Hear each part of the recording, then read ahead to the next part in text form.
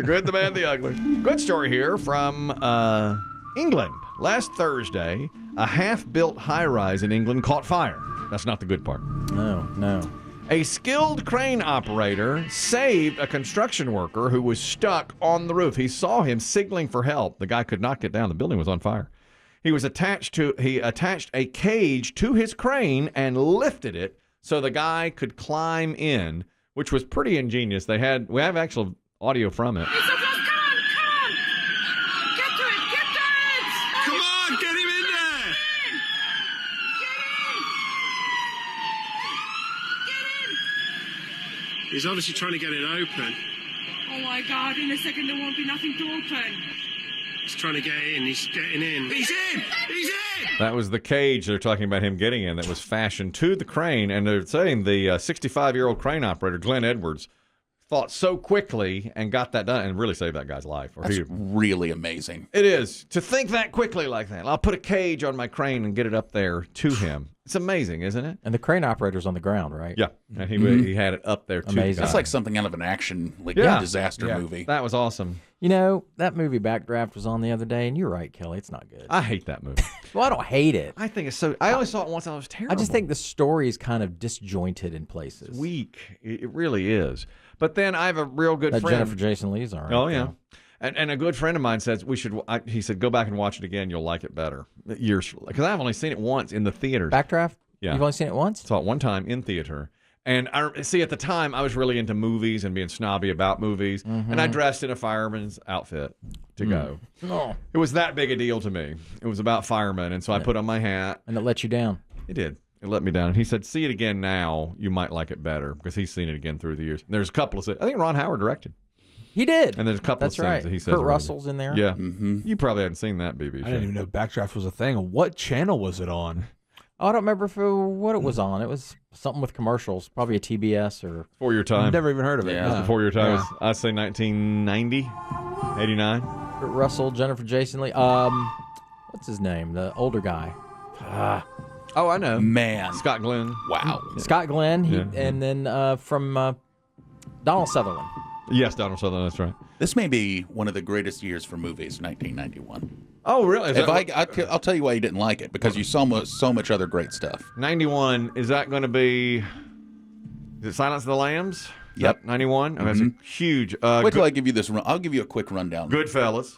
91, I think. No, I don't see it. All right. It could be lower on That's the... 90, right, okay. Okay, you ready? Yeah.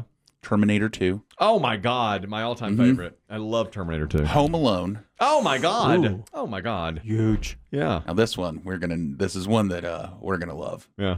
Sleeping with the Enemy. Oh, yes. Yes. All of these are... Have you seen all these movies, BB Shay? Never saw Sleeping with the Enemy. The other two I have, though, yeah. Oh, you're going to want Sleeping with the Enemy is one. Anyway, I'll give you one line from it. I mean, the plot holes are giant in there, but it is no, Jack. Great watch for fun. Yeah. What's her? Julia Roberts plays. Terrific little. I think Goodfellas is 91 also. It might be. I'm looking at the top 20 money makers, and just some of these names are, Beauty and the Beast from Disney. Great. Kindergarten Cop. Oh, great. Love that movie. Cape Fear, Boys in the Hood. Yes. Boys in the Hood is fantastic. Dances with Wolves, City Slickers, Home Alone. Wow. Dances with the Wolves was huge. Yeah. I bet you'll never guess what the number 2 money maker was that year, though. In 1991. To me, this is one that I forgot about. What is it? What is Robin Hood. Oh, yeah. Not good. That was probably the worst. But it was the number 2. How about Arnold having Terminator 2 and a Kindergarten Cop in the same year? Boy, that's a big year for movies. The Naked Gun 2.5. Loved it. The Great O.J. Simpson. The Great O.J. Simpson is in there. Hook. Not good. Hook was not good. It wasn't great. But these were blockbuster movies, yeah. Oh. Yeah. Thelma and Louise. Oh, my God. Dang. Point Break. Is this the best movie year in history in 1991? Get the tissues. Yeah. My Girl. Wow. Wait a minute. Macaulay Culkin had Home Alone and My Girl both in the same year? Wow. I think Home Alone came out around Christmas of 1990, but was one of the biggest moneymakers of 91 because it stayed around for so long. That's my guess. This is a controversial one. I think we've argued about this regarding Henry. Harrison Ford. Regarding Henry. Yeah. So you know my story on Regarding Henry. I saw it in a plane. You know the movie Regarding Henry? You don't know it. No. All right. Harrison Ford plays a total jerk, an a-hole lawyer who's like, he's kind of like me. He doesn't care anything about anybody's feelings. He's all about money. That's all he cares about. Well, then he gets shot in the head. And everything changes. All of a sudden, he's a really nice guy and understanding and empathetic. He has to be nursed back to health, and he becomes this really nice guy. So I see it in a plane, and they cut out the scene where he gets shot in the head. So all of a sudden, he just goes from being a total a-hole to being this really nice guy. I'm like, what happened? What happened? Too violent. Can't show a shooting in the plane. They got shot in a convenience store. Yeah. Got shot in the head in the convenience store and becomes like Mr. Nice Guy because he's like a child almost. And I don't see any of that. It's really odd. It's an odd It's an okay movie. I liked it. Yeah, I'll tell you, there's some other ones that I guess just didn't do great at the box office, but now I think people like Edward Scissorhands. Good, very good. Huge. Saw it. I mean, this is The Godfather Part 3. That's when I was watching all these movies in theaters. I mean, I saw almost all of these in the theater. Unless you wanted to wait for VHS to rent it, you had to. You had to, exactly. Yeah. Bad story here. These are all about trying to smuggle drugs. The TSA has caught a woman trying to sneak marijuana past them by holding it inside her own adult diaper. This was in the airport in St. Louis. A checkpoint scanner flagged her groin and said, do a pat down. So they did a pat down. They said, we believe something's below her adult diaper. So they did ask her to come to a secluded area and remove her adult diaper. She protested. She goes, I'm not taking off. This is embarrassing to me. This is an adult diaper. She almost got away with it because it was in such a sensitive area, but they did make her take it off.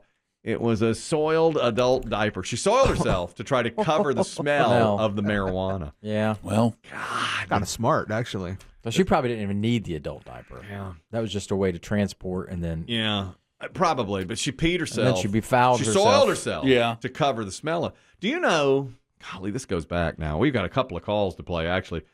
Classic phone calls. We got a call once from a guy who said he was smuggling, I think it was marijuana, up his butt, going through an airport that had dogs that were sniffing for weed. And he said he was lucky because the night before, or for breakfast that morning, he had eaten a ton of what Biggie calls red beet eggs. Remember that? Oh, yeah. He'd eaten these pickled eggs. And so he decided to save up and try to come out with the nastiest flatulence he could.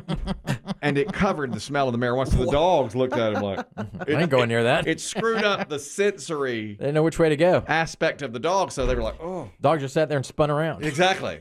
What could they do? Exactly. And they're just like... get me out of here. They had no idea. Meanwhile, the first call we ever got from a P1 listener named New Hampshire Tim, we played this recently, Chris Tim will be on this, from New Hampshire Tim, he was stopped at a traffic stop, and he had some sort of drug underneath his scrotum. Yeah. He had put a couple of tablets laced with something underneath his scrotum. Yeah, those license checks are brutal. It was one of the most traumatic days of my life. We were going through a license check. It's like midnight, so we were actually the last car. I tried to do a U-turn when I saw it, and you can never do that in a license check. And I actually had a bunch. I was tripping on acid. We used to put our acid on sweet tarts, like we'd scrape off the sweet tarts. And so I had it in a baggie. I had to wrap the sack. I put the baggie under my nuts, like in between my butt and my nuts. And my buddy had a quarter of weed, so he did the same thing. So they pulled us over. They were pissed. We tried to turn around. Well, I used to think I was a thug, like I'm actually from New Hampshire, but I actually told people I was from New York. When I drove through New York one time, I stole the license plate in New York, so I could tell, I told everyone I was from New York. So I had New York license plates. So this cop's like, why the hell do you have a New Hampshire registration and New York license plate?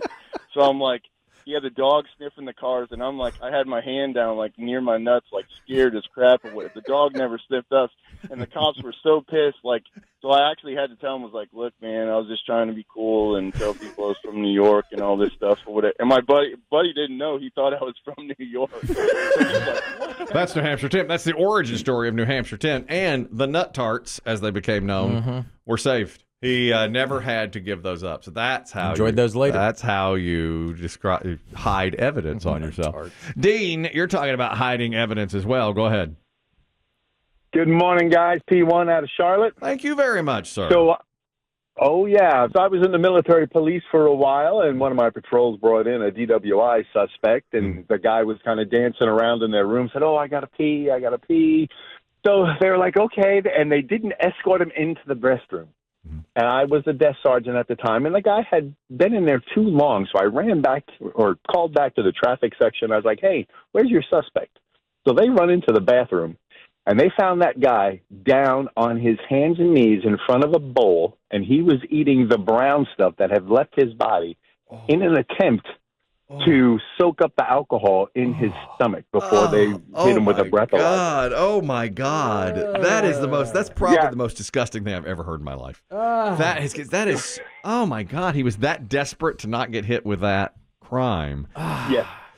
Ooh. Yeah, and the story of the traffic guy telling me he looked up and there was one sticking out of his mouth at me, and he was looking at me. I'm ready to vomit. Wow. That's you know how sometimes you get that, or I'm ready to upchuck now. That is disgusting. Wow. Dean. Oh, no. Dean, man. And then you're still going to jail. God, I know. It didn't work. It didn't even work. Thank you, Dean. That's worse than being drunk. Golly. I can't even imagine. And your breath smells like shit. Boy. Imagine later, your lady friend. What, you've got. There's not enough mouthwash in the world. No, you can't fix that. You can't fix that. Just with time. Yeah, that's all it takes. Which you'll have. Time. It draws out like that. Jeez, that's terrible. Ugly story. Similar. This is almost the same. A Florida woman is behind bars now. She used counterfeit bills, allegedly, at a Walmart in North Miami Beach, Florida. So she had several items, $864 worth of items, and she tried to pay for them with counterfeit bills. And even the Walmart employee who was checking her out said, this doesn't seem right, and said, stand right over there with your items. We're going to get our security to take a look at this. So as security was looking at some of her bills, they gave the bills back to her and said, these don't seem real. And they said, you need to stay right here. Well, she made a run for it. They wound up catching her. And when they were catching her in the parking lot, she was eating the money. Oh, yeah. She was trying to eat the counterfeit bills, which she didn't get done, of course. She walked past all points of sale after the fact and then started eating the bills. But, of course, that doesn't work. I'd rather eat the paper. Than to be caught with it. than to be with the eating the poo. Well, God, of course. I mean, I'd much rather eat counterfeit bills. But how are you going to eat that much? That's $864. Yeah, that's going to take time. You can't do that in the parking lot as they chase you. They're chasing her around. You need big bills. So they got her. They got her on video and everything like that. It's just obviously not going to work. And this is, again, trying to smuggle things into and out of jail. A guy says when he was caught that he had no idea that methamphetamine was under his scrotum and in his underwear. He's 46-year-old from Florida, Caleb Phillips, being scanned by a corrections officer at a jail on Monday when they discovered that he had a plastic cylinder in his underwear tucked underneath his scrotum. Okay? All right? Tucked underneath there. Caleb said, I have no idea how that got there. Right. Somebody must have put that there. Sure. He said, that is not mine. I think somebody put that there while I was sleeping in order to frame me. Is he large? He is large. He's a large man, they say. He's well over 300 pounds. Okay. And he says, while I was sleeping, somebody must have shoved that up there, and he had no idea. Some people sleep hard. Do you think... Dang, Big. Do you think it's possible that he said, I had no clue that this was even there? He was charged with narcotics possession and smuggling contraband into a detention facility, both felonies. So now he's being held without bond. Apparently, he was smuggling it in to give it to somebody else. You think? Yeah, so he doesn't say that, but the officers, of course, are charging him with that. That's where the call about fudge pack and crack comes in. Mm-hmm. We had a P1 listener who used to work, had done some prison time and saw this happen. And when prisoners would try to get drugs back into the prison, He called it fudge pack and crack. I don't know how they didn't catch it, but he was fudge packing crack, and he had to serve weekends because he was on probation. He'd serve Friday at 6 o'clock to Sunday at 6 o'clock.